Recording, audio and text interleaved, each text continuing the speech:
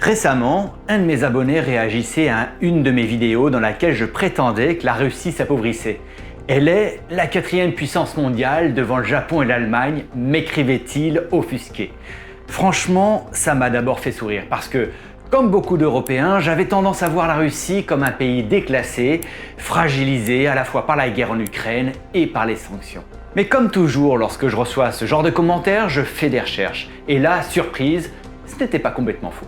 Ce qui m'a amené à me poser la question, serais-je moi aussi victime de biais de confirmation? Reproduirais-je sans m'en rendre compte une propagande occidentale? Alors, la Russie est-elle vraiment une superpuissance? Voyons ce que disent les chiffres sans idéologie. Allez, on se retrouve pour plus d'informations dans un monde décidément sur le fil. Commençons par l'économie, qui est mon domaine.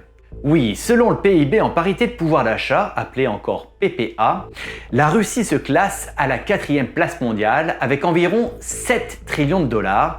Cela veut dire 7 000 milliards de dollars devant l'Allemagne et le Japon. Le PPA, cela signifie tenir compte des prix locaux. Un café à Moscou coûte bien moins cher que chez moi à Düsseldorf, ce qui gonfle artificiellement le poids économique russe. Donc, cette personne, en oubliant cependant de préciser que son calcul était en PPA, avait raison. Mais en PIB nominal, la Russie est autour de 2,2 trillions de dollars, soit seulement la 11e économie mondiale. Ce faible poids réel limite sa capacité à acheter des technologies ou des biens à l'étranger. En comparaison, les États-Unis caracolent en tête avec 31 trillions de dollars, suivis de l'Union européenne et de la Chine qui pèsent chacune environ la même chose, autour de 20 trillions de dollars, entre 8 et 9 fois plus que la Russie donc. Et cette personne s'est bien gardée de l'expliquer. Mais il y a une autre surprise quand on analyse la dette publique. En Russie, elle reste très faible, autour de 25 à 30% du PIB, quand la France par exemple est, vous le savez, très élevée, autour de 111%, soit une dette 4 fois plus importante. On pourrait croire que cela donne à la Russie une grande marge de manœuvre pour s'endetter. Mais en réalité, c'est aussi le signe qu'elle n'arrive pas à attirer les capitaux étrangers pour financer des investissements massifs, car le pays est considéré comme risqué, surtout avec les sanctions. Moscou doit donc se financer surtout sur ses propres ressources. Bref, l'économie russe impressionne en PPA, mais en réalité, elle reste loin des superpuissances. Passons maintenant à l'armée. La Russie est la première puissance nucléaire mondiale avec 5580 ogives devant les États-Unis. Rien que cela lui assure une place permanente parmi les grandes puissances. Mais si on regarde les dépenses militaires, c'est plus nuancé. En 2024, elles ont atteint environ 150 milliards de dollars, soit 7% du PIB. C'est énorme pour la Russie, mais très loin derrière la Chine et l'UE, qui dépensent plus du double, et surtout les États-Unis qui dépensent presque 7 fois plus. Certains diront, oui, mais en Russie, avec 150 milliards de dollars, on peut acheter plus qu'en Occident. Et c'est parfaitement exact pour la production locale. Comme pour l'exemple du café, le salaire d'un soldat par exemple coûte moins cher à Moscou qu'à Paris ou Washington. Mais pour la haute technologie, les satellites, les microprocesseurs, les optiques, la Russie doit payer en devise forte. Et là, le PPA ne joue pas. Résultat, la Russie peut produire beaucoup d'artillerie et de missiles classiques, mais reste dépendante pour ses armes les plus modernes.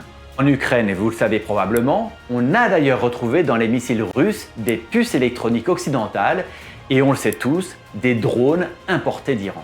Bref, une puissance militaire redoutable, surtout grâce au nucléaire, mais loin d'être une superpuissance globale. Sur le plan diplomatique, la Russie joue dans la cour des grands.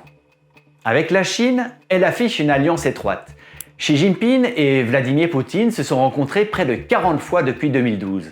Pékin achète du pétrole et du gaz à prix cassé et protège Moscou en s'abstenant régulièrement à l'ONU. Mais c'est une relation asymétrique. La Chine domine, la Russie dépend. Sergueï Lavrov, le ministre des Affaires étrangères, incarne cette diplomatie offensive. Toujours en déplacement, en Afrique, en réunion avec les BRICS, récemment même en Alaska face aux Américains, il donne l'image d'une Russie qui parle encore d'égal à égal avec Washington et influence le monde. Mais derrière cette hyperactivité se cache aussi une faiblesse. Moscou ne peut plus espérer imposer sa volonté militairement, elle cherche donc à compenser diplomatiquement. Avec l'Afrique, la Russie a marqué des points en envoyant des mercenaires, en offrant gratuitement du blé et en signant des accords militaires. J'ai d'ailleurs fait une vidéo sur la façon dont Moscou a réussi à expulser la France du Sahel. Si vous ne l'avez pas vue, c'est parce que l'algorithme de YouTube cache mes vidéos. Alors, si vous voulez vraiment décider de ce que vous voulez regarder, pensez à activer la cloche. Comparons maintenant avec la diplomatie de l'Europe. L'UE essaie régulièrement de parler d'une seule voix, comme lors de la réunion de Washington en septembre, notamment avec Merz, Macron et Meloni. Mais ces divisions internes affaiblissent son poids. Et enfin, parlons influence et soyons honnêtes. Qui aujourd'hui rêve de faire un échange académique en Russie? D'apprendre le russe ou d'y émigrer? L'Europe, malgré ses crises migratoires, reste infiniment plus attractive. La Russie, elle, n'offre pas de modèle global. Elle agit surtout par opportunisme et en exploitant les fractures existantes. À l'intérieur, le tableau est plus sombre. La population russe est tombée à 146 millions en 2025, perdant 3 millions d'habitants en un peu plus de 10 ans. Et avec un taux de fécondité de seulement 1,4 enfants par femme, contre 1,8 en France, la Russie pourrait perdre jusqu'à 10 millions d'habitants d'ici 2035. L'espérance de vie masculine stagne à 68 ans, soit près de 10 ans de moins que la moyenne de l'Union européenne. La guerre a aggravé l'exode des talents. Plusieurs centaines de milliers de Russes qualifiés ont quitté le pays depuis 2022, accentuant la fuite des cerveaux. Sur le plan social, l'économie de guerre a dopé certains salaires, surtout dans l'industrie militaire, avec des augmentations allant jusqu'à 40% en 2 ans. Mais cela concerne une minorité malheureusement. Pour le reste de la population, l'inflation ronge le pouvoir d'achat. En 2025, l'inflation alimentaire tournait autour de 10% sur un an, avec des augmentations pouvant atteindre jusqu'à 90%, par exemple sur la pomme de terre, un des aliments de base en Russie. L'Union européenne vieillit aussi, mais elle attire toujours des millions de migrants et de talents. La Russie, elle, les perd. Et ça, sur le long terme, c'est un vrai signe de déclin, sauf évidemment si elle avait le projet de compenser ses pertes un jour par des annexions de territoire. Alors, la Russie est-elle une superpuissance? La réponse est nuancée.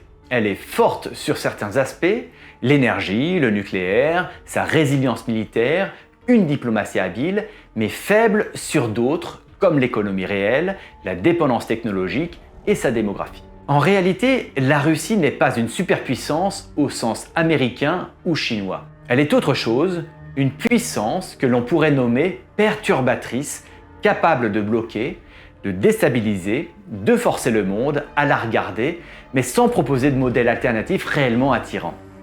Alors attention, sous-estimer Moscou comme je l'avais fait spontanément serait une erreur, mais croire qu'elle domine le monde, c'en est une autre. Maintenant dites-moi, la Russie peut-elle un jour rattraper les vraies superpuissances ou restera-t-elle condamnée à ce rôle de perturbateur global?